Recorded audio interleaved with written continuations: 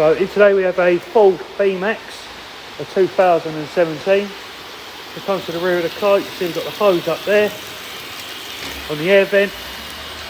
You look at the air vent, you've got quite a lot of water going into there. Just going onto that white sponge, which is here. Then also running down into the car. We go up the back of here. So you see my hands nice and dry. Quick wipe. Put my hand up underneath this seat and give this sponge a good squeeze.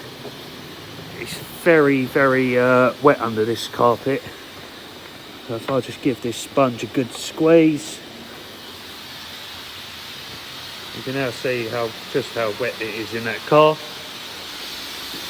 So it's quite wet through, so we're going to take the seats out, lift up the carpet, let the water drain out, suck out as much as we can and stick our blower in there to dry it all out. So we've just got the rear air vents on this one, which is a common problem. So we're just going to switch that hose off. But yeah, we've got the rear air vents on this one, as you can see. Quite a lot of water, and it's the same both sides, running into the car and under the carpet.